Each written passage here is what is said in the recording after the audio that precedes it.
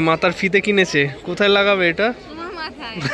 আমার ভাই জাস্ট দেখো, দেখো জাস্ট ওয়াও। এন্টার যে গ্রাউন্ডে হস্তশিল্প মেলা হচ্ছে তার ঠিক পাশেই রয়েছে, দেখতে পাচ্ছ।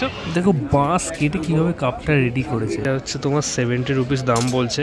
লাইভ একদম বাঁশ কেটে কিন্তু দেখো বানাচ্ছে। জাস্ট এই শো পিস গুলো জাস্ট দেখো। শুরু হয়ে গেল হস্তশিল্প মেলা 2025, আর এই মেলাটা হচ্ছে সেন্ট্রাল মলের একদম সামনে সিটি স্কোয়ার গ্রাউন্ডে। হচ্ছে মেলার গেট, আর এদিক দিয়ে তোমাদের সোজা আসতে হবে, আর ধারে ধারে কিন্তু বাইক পার্কিং রয়েছে। আর এটা কিন্তু একদম সেন্ট্রাল মল রয়েছে, তার সামনেই যে মাঠটা রয়েছে সেখানে কিন্তু হয়। আর এর উল্টো দিকেও কিন্তু প্রচুর খাবারের দোকান রয়েছে। তো চলো মেলার ভেতরে যাওয়া যাক। চারিদিকেই কিন্তু এরকম নিচে ওপরে স্টলও রয়েছে, আর চারিদিকটা কিন্তু মনে হচ্ছে বিশাল বড় একটা মেলার বাজার বসে। কি দেখছো এটা? হ্যাঁ, বাহ, খুব সুন্দর সুন্দর কিন্তু এখানে পার্সও রয়েছে, দড়ির কাজ করা। আর এদিকটা কিন্তু দেখতে পাচ্ছ ফুলের স্টল আছে, খুব ভালো। আর এদিকে হরিণটা দেখো জাস্ট। আর এখানে 34 নম্বর স্টল হচ্ছে ফুলের স্টল।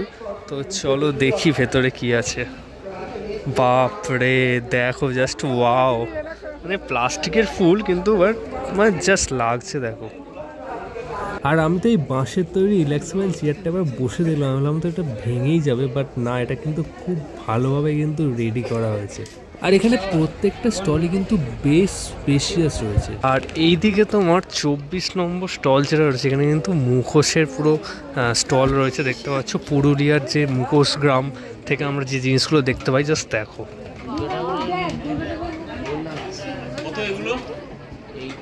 অসাধারণ কাজ কিন্তু রয়েছে এখানে। আর চারিদিকেই কিন্তু পুরো মার্কেটটা কিন্তু এই 24 নম্বর স্টল পুরো মুখোশে কিন্তু ভর্তি। আমরা দেখেছি পুরুলিয়ায় যে মুখোশ গ্রাম রয়েছে সেখানে কিন্তু এই মূর্তি বা এই যে মুখগুলো পাওয়া যায় সেইগুলোই কিন্তু এই হস্তশিল্প মেলায় কিন্তু এবারে এসছে। আর এখানে কিন্তু প্রচুর কালেকশন রয়েছে, তোমরা ভিডিওর মধ্যেই দেখতে পাচ্ছ।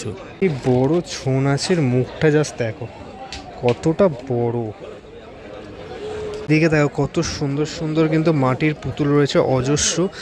আর এখানে দেখো ছোট্ট একটা গণেশ রয়েছে, এটা হচ্ছে তোমার 70 রুপিস দাম বলছে, খুবই সুন্দর কিন্তু। আর এদিকে কিন্তু প্রচুর দুর্গা ঠাকুর রয়েছে, দেখতে পাচ্ছি এরকম বড় বড়। এই যিনি দেখছেন দেখো হাতে সেই লেটার দিয়ে যে ব্যান্ড বানায় সেইগুলো দেখো কত ভর্তি একেবারে। আর এখানে ল্যাম্পগুলো দেখো জাস্ট কত সুন্দর লাগছে। আর এই হস্তমেলায় কিন্তু অনেকগুলো গেট আছে, এইদিকে একটা গেট দেখতে পাচ্ছ, আর এইদিকেও কিন্তু একটা গেট রয়েছে। ঠিক আছে, তো তোমরা বিভিন্ন জায়গাতে কিন্তু এন্ট্রি করতে পারো। রাইট সাইড দিয়ে কিন্তু লেফটে নিয়েই কিন্তু এদিকে রয়েছে ফুড কোর্ট, আর ফুড কোর্টটাও কিন্তু পুরোপুরি বসে গেছে। এই হচ্ছে পুরো ফুড কোর্টের ক্যাম্পাসটা দেখতে পাচ্ছ। আর মাঝখানে মাঝখানে কিন্তু এরকম ছাতা দিয়ে টেবিল করা রয়েছে, বসার জায়গা রয়েছে, আর প্রত্যেকটা স্টল কিন্তু এরকম ধারে ধারে রয়েছে। ওভারঅল সব কটা স্টলই কিন্তু প্রায় খুলে গেছে। কি সুন্দর বাঁশ কেটে কত সুন্দর ডিজাইন করছে, এই যে ডিজাইনগুলো করেছে কত সুন্দর। আর এখানে কিন্তু লাইভ একদম বাঁশ কেটে কিন্তু দেখো বানাচ্ছে। মাথার ফিতে কিনেছে, কোথায় লাগাবে এটা?